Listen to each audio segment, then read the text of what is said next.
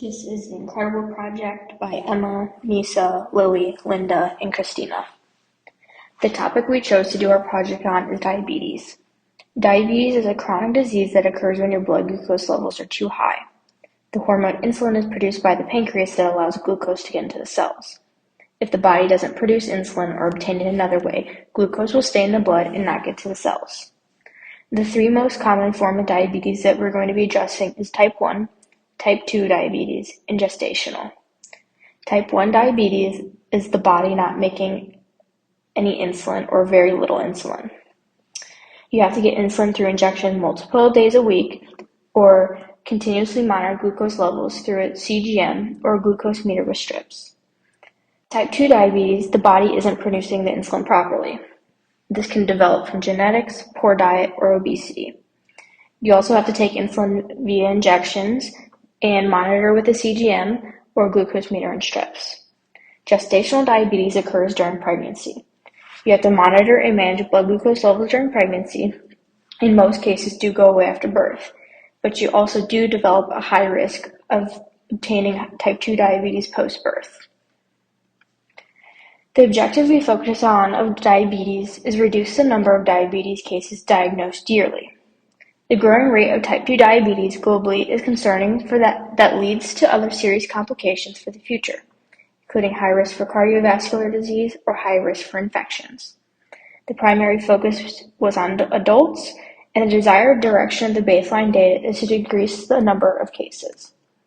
Some objectives that we are going to be addressing throughout our presentation is lifestyle changes to prevent or manage diabetes, the underlying factor of diabetes that can help the preventable matters, and how to address the issue, including education, community and social factors, and increased access to pre-screening prevention. Moving on to the significance of diabetes statistically, we know that diabetes is the 7th leading cause of death in the U.S. The baseline sits at 5.5 new cases of diabetes per 1,000 adults aged 18 to 84 in the years old in the past 12 months. The estimated prevalence in the United States is that there's a total of 38.4 million people of all ages that have diabetes, which is roughly 12% of the population. Of adults ages 18 or older, we know the diagnosed versus undiagnosed totals. This is 29.7 million diagnosed Americans versus 8.7 million undiagnosed Americans. This is significant because 22.8% of adults with diabetes still go undiagnosed. That said, we talk about prediabetes. This refers to increased blood glucose levels, but they are not high enough for diabetes diagnosis. This is important because of the increased risk of developing type 2 diabetes. Although it's important to note that across similar racial groups, ethnic groups, and education levels, there's no significant statistical difference. However, between men and women, there is. Among U.S. adults ages 18 and up, more than 1 in 3 had prediabetes in 2021. This is equivalent to about 97.6 million adults. Breaking that down, 32.8 million adults were ages 18 to 44, 37.5 million adults were ages 45 to 64, and 27.2 million adults were ages 65 and older. Moving forward, gestational diabetes in the U.S. This is important because women are a large population. 2 to 10% of pregnancies yearly had gestational diabetes. Of the women who developed gestational diabetes, 50% later developed type 2 diabetes.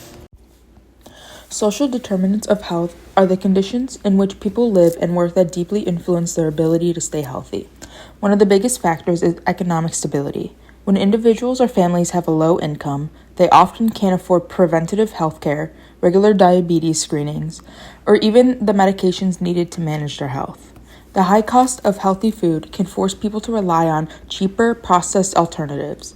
On top of that, financial stress can lead to unhealthy coping behaviors like overeating, inactivity, or disrupted sleep. And without adequate insurance, many delay care until serious complications arise.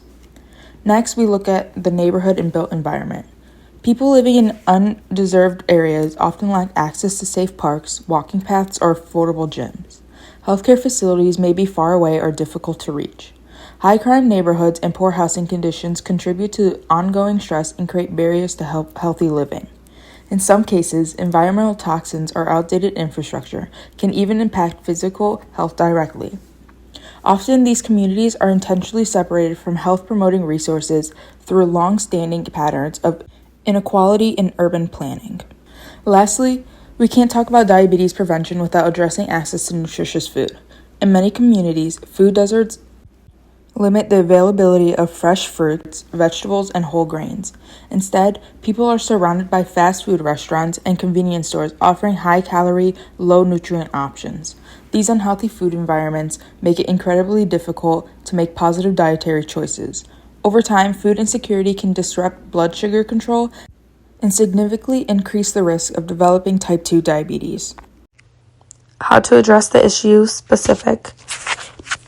Education and awareness. Create easy to understand information about diabetes in different languages and for different cultures. Teach about diabetes in schools, religious gatherings like churches and mosques, and doctors' offices. Share messages on social media to reach teens and young adults. Evaluation and sustainability.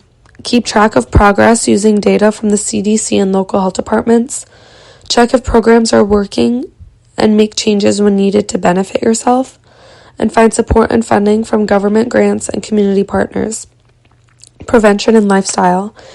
Teach people how to eat healthier through programs like the National Diabetes Prevention Program, which is the DPP. Encourage staying active, aiming for 30 minutes of movement 5 days a week, and help low-income communities get better access to fresh, healthy foods. Screening and early detection. Test adults aged 35 to 70 who are overweight for signs of diabetes early. Offer free or low-cost screenings at community events, and connect people who are at risk with programs that help them eat better and move more. How to address the issue specific. Number 1 is improve local food environment. Make healthy foods more affordable and encourage small stores to sell fresh fruit, vegetables, instead of just sugary energy drinks. Limit the number of fast food restaurants in an area of higher health risk.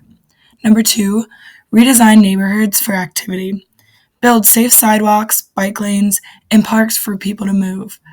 Make sure parks and recreational spaces are available in all communities. Number 3, address economic barriers to healthy living. Help low-income families afford gym memberships and healthy eating programs. Support programs like SNAP, incentives that make fruit and vegetables cheaper. Leverage community and social support. Work with churches and schools and other nonprofits to teach about health. Set up peer support groups for weight loss, diabetes prevention, and fitness. And lastly, monitor and evaluate environmental changes. Use community health assessments to see how things are improving, and change programs based on feedbacks of how they are working.